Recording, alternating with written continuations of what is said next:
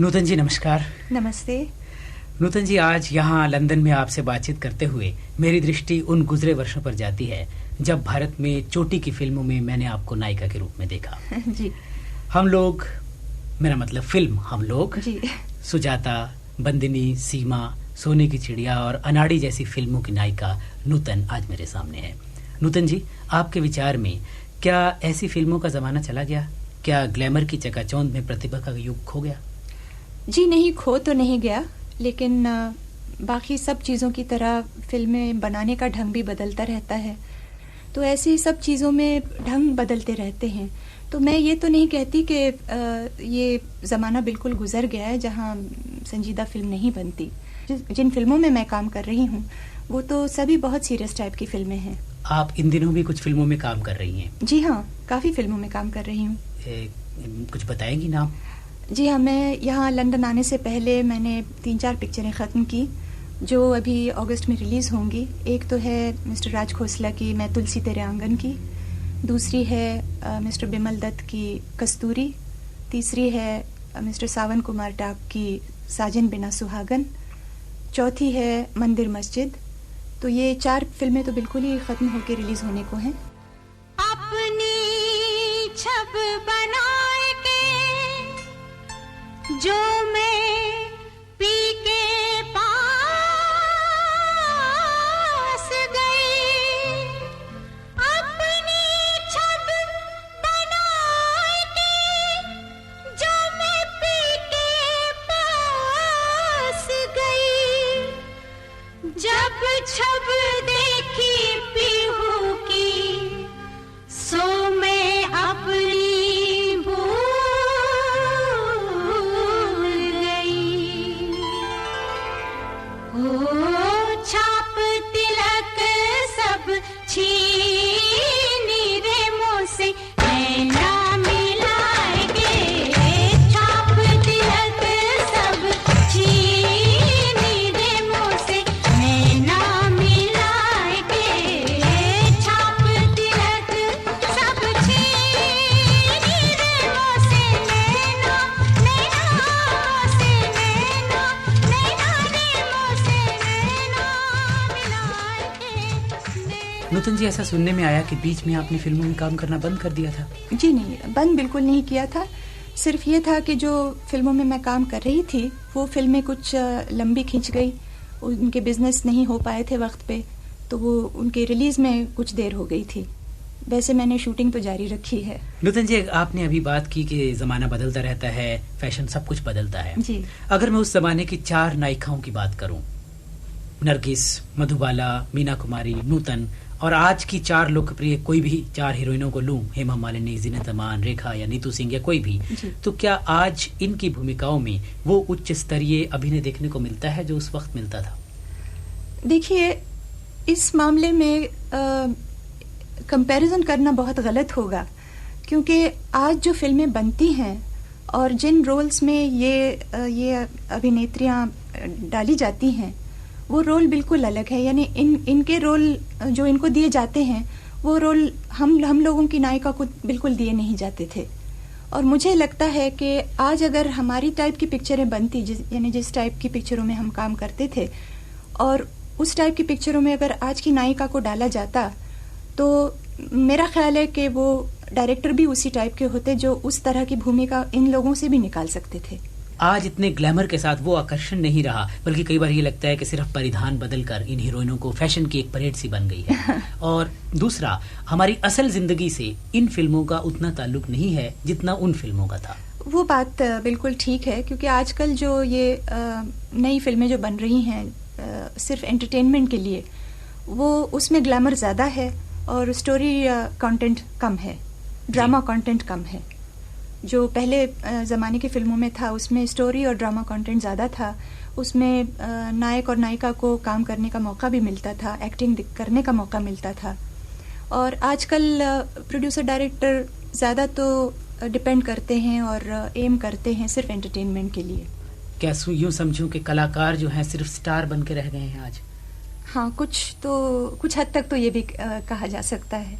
ऐसा जो कहने में आया है कि पहले एक जमाना था जब कहते थे कि किस डायरेक्टर की फिल्म आ रही है, बिमल रॉय की फिल्म आ रही है, महबूब की फिल्म आ रही है, वी शांताराम की, गुरुदत्त की। लेकिन अब वो चीज नहीं रही। डायरेक्टर के नाम से फिल्म नहीं आती, हीरो के नाम से फिल्म आती है या कभी हीरोइन के नाम से फिल्म आती है। जी हाँ, क्योंकि आजकल वो जो संजीदापन है ना स्टोरी में या फिल्म बनाने का, वो नहीं रहा। इसका पूरा ढंग ही बदल गया है। क्या आप बताएंगे हमें, क्योंकि आजकल आप आजकल की फिल्मों में भी काम कर रही हैं, आपने उस जमाने की इतनी चोटी की फिल्मों में चोटी का अभिनय किया, क्या फर्क पाती हैं फिल्में बनाने के ढंग में, डायरेक्टर के साथ व्यवहार में, डायरेक्टर की कितनी चलती है, हीरो हीरोइन की, इसमें क्या फर्क थोड़ा बताएंगी? देखिए, जहाँ तक कि मेरा काम करने का ताल्लुक है, मैंने आज तक वैसी ही पिक्चरें और वैसे ही रोल्स चूज किए हैं जो मेरे काबिल हों, यानी कि जिसको मैं निभाना चाहती हूँ। ये मैं नहीं कह सकती कि मुझे बाकी रोल्स ऑफर नहीं हुए जो बिल्कुल मामूली से जैसे थे, जिसमें यानी मेरे अलावा कोई और भी कर सकता था, लेकिन मैंने वो रोल्स चूज ही नहीं किए। इसलिए आजकल जो पिक्चरें मैंने की हैं, जैसे राज खोसला जी की है मैं तुलसी तेरे आंगन की, वो पिक्चर भी उसी ढंग की कही जा सकती है जैसे सुजाता या बंदिनी थी।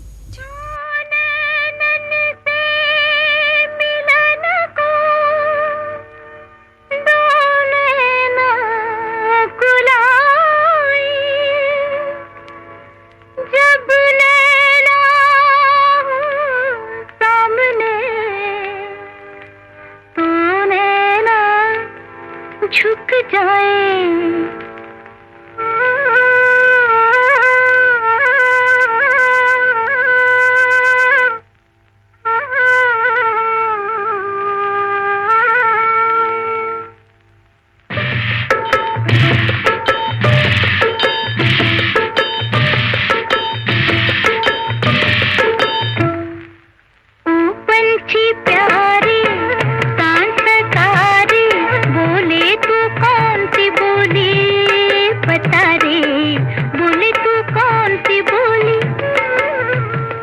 आज भी वैसी पिक्चरें बनती है और मैंने जितनी पिक्चरों में आज तक काम किया है, मैंने इन टाइप की बिल्कुल ही शेयर एंटरटेनमेंट पिक्चरों में काम नहीं किया। आपका कहने का अभिप्राय ये है, मैं समझूं, कि ये देखना कि उस रोल में आपको कैसा लगेगा, आपको अच्छा लगेगा करना, तभी आप वो रोल करती हैं। जी हाँ। सिर्फ इसलिए कि कितनी फिल्मों में काम करती हैं वो पैमाना नहीं है। बिल्कुल नहीं। जी नूतन जी, इस बारे में कुछ और बात करने से पहले आपके बारे में कुछ जानना चाहूंगा कि फिल्म जगत में किस सन में आप आई, किस फिल्म में आपने पहली बार काम किया? मेरी पहली फिल्म थी हमारी बेटी, और उसकी शूटिंग शुरू हुई थी लेट 1949 अर्ली 50 में। अच्छा, तकरीबन लगभग 28 साल हो बहुत लंबा अरसा है नूतन जी, लेकिन लगता नहीं आपको देख कर के आप इतनी देर से फिल्मों में काम कर रही हैं। फिल्म जगत में आना महज इत्तेफाक था या शौक था? जी नहीं, ना इत्तेफाक था ना शौक था। मुझे लगता है चूँकि मेरे माता पिता दोनों ही फिल्मों में थे। मेरे डायरेक्टर थे मेरे पिताजी, और मेरी माताजी उस जमाने की फिल्म स्टार थी जी। तो एक नेचुरल चीज़ थी, घर में वातावरण था जी ऐसा। हाँ, बिल्कुल ही। बल्कि उस हालांकि ज़माना वो था जब माँ बाप आमतौर पे आज से 25-30 साल पहले फिल्मों में जाने से रोकते थे। फिल्मों का जो स्कोप था बड़ा डिफरेंट था फिल्मों में जाने का। आज तो फिर भी लोग उनको अभिमान होता है, गर्व होता है कि उनके बच्चे जा रहे हैं, लेकिन उस वक्त भी आपके जो पेरेंट्स थे वो इतने आगे ख्यालात के थे कि उन्होंने आपको जाने जी हाँ, बल्कि वो खुद फिल्मों में थे तो वो तो उसमें कोई बुराई दिखाई नहीं देती थी उनको। नूतन जी, हमने आपकी बहुत सी फिल्में देखी हैं, आपकी चोटी के अभिनय को भी हमने देखा है, लेकिन आपका एक गीत हमने सुना था छबीली फिल्म का, ऐ मेरे हमसफर, जी बड़ा लोकप्रिय हुआ था। ऐ मेरे हमसफर, ऐ मेरे हमसफर, रोक अपनी नजर, रोक अपनी नजर, ना देख इस कदर, ये दिल है बड़ा बेसबर, ये दिल है बड़ा बेसबर। तो उस गीत से साधारण जनता ने ये जाना कि नूतन गाती भी हैं, लेकिन ये सब कुछ केवल उस गीत तक ही सीमित क्यों रह गया? देखिए, फिल्मों में, फिल्म बनाने में एक संगीत की दुनिया और होती है और अदाकारी की दुनिया और होती है, और चूंकि मैं ऑलरेडी एक कामयाब अभिनेत्री रही थी उस वक्त भी, क्योंकि छबीली जब बनी थी उस वक्त मेरी सुजाता भी बन चुकी थी। बिल्कुल। मेरे 2 ऑलरेडी अवार्ड्स मिले थे मुझे। तो उसके बाद मैं ये इंसिस्ट नहीं करना चाहती थी कि भाई मैं खुद ही अपने गाने गाऊंगी, क्योंकि उसमें एक डर था कि अगर मैं ये इंसिस्ट करती तो शायद मैं अच्छे अच्छे रोल्स गंवा देती। यानी आप एक ही तरफ अपना ध्यान केंद्रित करना चाहती थी। जी हाँ। कि ये ना हो 2 किश्तियों में पैर रखने से आपको दूसरी तरफ भी नुकसान हो। जी हाँ, बिल्कुल। लेकिन गाने गाने का आपको शौक शुरू से था साथ ही? बिल्कुल शुरू से था, बल्कि मैंने बचपन से, जब मैं 2.5-3 साल की थी तब से मैंने क्लासिकल गाना सीखा। 14-15 साल मैंने गाना सीखा पंडित जगन्नाथ प्रसाद से। अच्छा। और वो तो मेरा रियाज जारी रहा, लेकिन मैंने उसको इतना कंटिन्यू नहीं किया, यानी फिल्मों में मैंने कंटिन्यू नहीं किया। इसीलिए जो मैंने आपको ऑलरेडी बताया, ये भी शुरू हुआ था इस तरह का कि मयूरी पिक्चर मेरी बन रही है, बल्कि अभी ख़त्म भी हो गई। तो उसमें उसके जो म्यूज़िक डायरेक्टर हैं मिस्टर कनु रॉय, उन्होंने एक दिन मुझे मयूरी के सेट पे गुनगुनाते हुए सुना। अच्छा। वो आए हुए थे वहाँ, वो उस पिक्चर के म्यूज़िक डायरेक्टर जो हैं, तो वो आए थे, उन्होंने मुझे गुनगुनाते हुए सुना। उसके जो मयूरी पिक्चर के प्रोड्यूसर डायरेक्टर हैं मिस्टर बीरेन भट्टाचार्य, वो भी वहाँ थे, उन्होंने भी सुना। मुझे मालूम नहीं था कि दोनों मेरा गाना सुन रहे थे, क्योंकि हम सब आर्टिस्ट इकट्ठे बैठे हुए कुछ गीत गा रहे थे, गुनगुना रहे थे। कुछ दिन के बाद उन्होंने शायद हमारे आर्टिस्टों को पूछा कि भाई नूतन जी कौन सा गाना गा रही थी, किसका लिखा हुआ है। तो सब आर्टिस्ट ने कहा इन दोनों को कि भाई वो खुद गा रही थी और उसका अपना गाना लिखा हुआ है। यानी आप ही ने लिखा था वो? जी हाँ। अच्छा। तो उसके बाद बीरेन जी जो प्रोड्यूसर डायरेक्टर है, उन्होंने कहा कि देखिए नूतन जी, इस पिक्चर में 4 गाने हैं और वो चारों गाने आप खुद गाएंगी और आप लिखेंगी भी। अच्छा। तो मुझे तो बहुत ताज्जुब हुआ। यानी इस फिल्म में आपने जो 4 गीत गाए भी हैं और गीतकार भी उसके आप जी हाँ, मैंने ही लिखे हैं। तो बड़ी खुशी की बात है। किसी गीत को थोड़ा सा हमारे सुनने वालों के लिए गुनगुनाएंगी? उनके लिए तो पूरा गीत ही सुना दे। पूरा गीत ही सुना दीजिए। नहीं, तो ऐसा है। और एक बात और ये है कि ऐसे गाने का एक अलग आनंद भी है और सुनने का भी, क्योंकि जब आपके रिकॉर्ड मार्केट में आ गए हैं और भी आगे बजेंगे, लेकिन नूतन बिना ऑर्केस्ट्रा के गा रही है, इसका अपना लुत्फ है। अच्छा। ये कैसी है खामोशी, अजब ये सूनापन, दिल में है तन्हाई सी और भरा भरा सा मन। ये कैसी है खामोशी, अजब ये सूनापन। अच्छा नूतन जी, इन सब फिल्मों में आप नायिका की भूमिका कर रही हैं? जी हाँ, बिल्कुल बिल्कुल। अगर कभी ऐसा वक्त आए, अभी नहीं, हम चाहते हैं कि आप ज्यादा से ज्यादा देर तक नायिका की भूमिका करें और बिल्कुल ऐसी ही हमेशा सुंदर और युवा लगती रहें। फिर भी ऐसा वक्त कभी ना कभी, क्योंकि कुदरत है, आएगा। बिल्कुल। तो ऐसी चरित्र की भूमिकाएं आपको मिलेंगी तो आप करना पसंद करेंगे या उससे पीछे हटेंगे? नहीं, जरूर करना पसंद करूंगी, मगर उसमें सिर्फ एक कंडीशन है कि वो भूमिका, मतलब उसमें कुछ जोर होना चाहिए।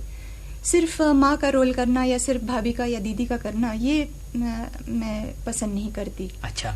क्योंकि just because it is a role, लेकिन उस रोल में कुछ दम हो, कुछ बात हो, कुछ स्टोरी में उसमें कुछ उस रोल के मुतालिक कुछ लेना देना ज्यादा हो, तो मैं जरूर करूंगी, उसमें कोई बात नहीं है। मतलब आप ये नहीं समझेंगे कि आपका इमेज जी नहीं, बिल्कुल नहीं। कलाकार, आखिर मैं कलाकार हूँ। यहीं पर मैं आ रहा था। आप एक कलाकार हैं और आपने इतनी बड़ी और अच्छी कला का प्रदर्शन किया है अपने समय में। आपको इतने अवार्ड मिले, बंदिनी फिल्म में आपको अवार्ड मिला, सीमा में अवार्ड मिला, मिलन फिल्म में मिला, और किस फिल्म में मिला?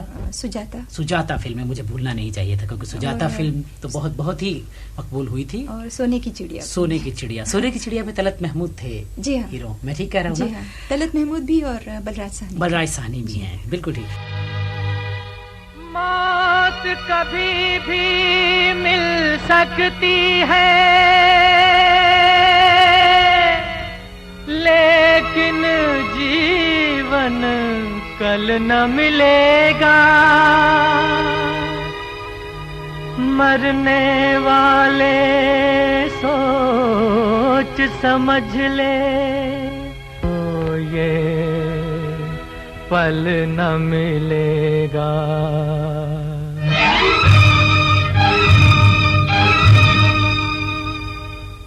रात भर का है मेहमान अंधेरा, किसके रोके रुका है सवेरा। अच्छा ये बताइए नूतन जी कि उस वक्त की फिल्मों में सबसे ज्यादा आपको किस निर्देशक ने प्रभावित किया? मैं इसलिए निर्देशक कह रहा हूँ क्योंकि मेरे ख्याल से उस वक्त निर्देशक प्रधान था।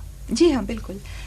उस वक्त देखिए बिमल रॉय जी के साथ मुझे काम करते हुए बहुत ही लुत्फ आता था। ठीक। उनके साथ मैंने 2 पिक्चरें बनाई, सुजाता और बंदिनी, और उससे पहले मैंने बनाई थी अमिया चक्रवर्ती जी के साथ सीमा जी। वो बेचारे गुजर गए, उसके हाँ। बाद उनके साथ काम करने का मौका ही नहीं हुआ।